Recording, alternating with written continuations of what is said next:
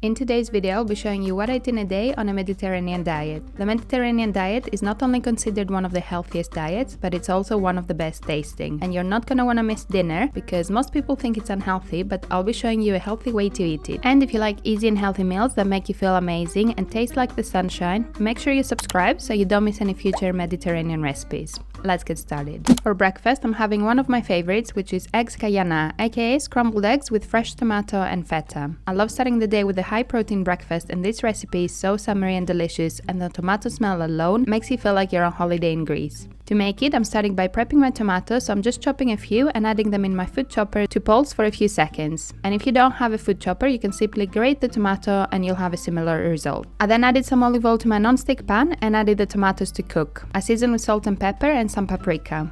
I gave it a good mix and let it cook for a few minutes until the tomato doesn't release any more liquid.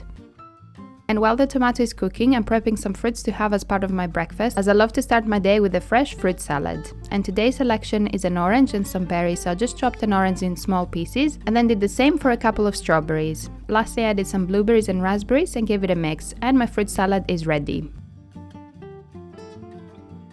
And now back to the main breakfast. I'm cracking a few eggs in my bowl. I'm cooking 2 portions here, so I'm doing 5 eggs, but for 1 portion I usually do just 2 eggs. I whisked them well with my fork and then added them to the pan with a tomato.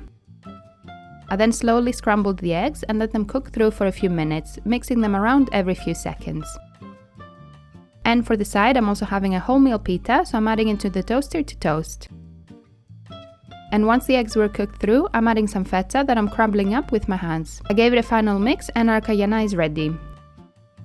I served some in my bowl and then finished it with a sprinkle of fresh parsley, as I love adding herbs to my meals for that extra boost of flavor. And this is one of my favorite breakfasts, as it's so filling and delicious and so quick to make.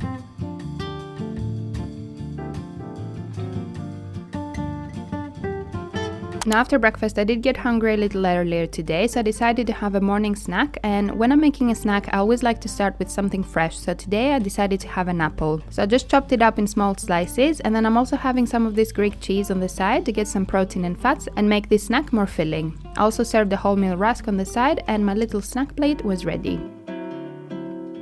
I'm so happy I found kefalograviera in the UK. It's one of my favorite cheese.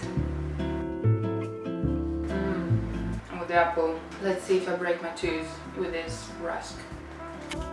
It's actually very good. And now I'm all fueled up, I'm ready to cook lunch, and on today's menu we have Gemista, aka stuffed vegetables with rice and herbs. And this is one of my favorite Greek recipes. It's a very summery recipe, and I'm sure you can tell by now I can't wait for summer. To make them, I started by chopping a few onions in quarters and then adding them to my food chopper to chop finely, as you know my knife skills are not great. Let me know if you have any tips on how to improve though. Would love to be like a chef and chop onions super quick and very finely. I then added some olive oil to my pan and added my onions to saute for a few minutes. I seasoned with salt and pepper and gave them a good stir and let them saute while I prep the rest of my ingredients. And back to my trusted food chopper, I'm doing a few tomatoes, as even though I'm not going to be doing stuffed tomatoes, I still think they're great to add for the filling. So I just added the tomatoes in and gave it another stir. I then added some risotto rice and stirred it around so it's all coated in the tomato. I seasoned with a bit more salt and then added a veggie stock cube and covered with water. And I'm now basically cooking it like a risotto, so letting it absorb the water and then adding a bit more once it's absorbed. And cooking your Gemista like this will guarantee that the rice is cooked, as there's nothing worse than biting into a nice stuffed pepper and realizing the rice is crunchy and uncooked. And now for my herbs, I actually had a stocked up fridge, so I'm doing all of my favorites, which is dill, parsley, basil and mint. So I just added them all in my trusted food chopper and chopped them up super finely. I added them to the pan with the rice and gave it a final mix.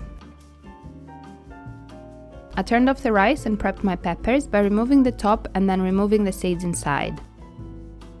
I then arranged all of the peppers in my pan, ready to be stuffed. I also love a double carb situation, so I also peeled some potatoes and chopped them up in medium-sized pieces at an angle, but you can also do them like wedges or little pieces. Just make sure they're of equal size so they can cook at the same time.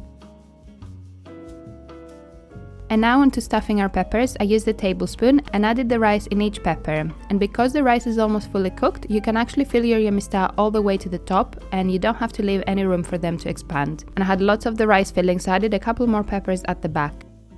I then closed the lids of all the peppers and added my potatoes in the middle. And any leftover rice I like to add straight to the pan as it gets all nice cooking around the potatoes and peppers. I then added some warm water and lots of olive oil to make sure the potatoes and peppers cook nicely. I covered it with some foil to bake for about 30 to 40 minutes covered first, and then I remove it and let it bake for another 30 minutes or until the potatoes are fully cooked. And now my Gemista are ready, so I'm serving a couple of peppers on my plate, some potatoes of course, and some of the rice that's cooked on the pan. And of course you can't have Gemista without a big piece of feta on the side, so I added that too and lunch is ready. My Gemista are ready and I can't wait, they smell amazing. One of my good ones. Honestly, the rice has gone all soft. There's a phrase we use in Greece, which is it's been honeyed, like έχει μελώσει. It's exactly that. And with a bit of feta, it's just perfection. You need to make it. I'll leave the recipe down below. So good. So good. And the olive oil makes me happy. Gonna go enjoy.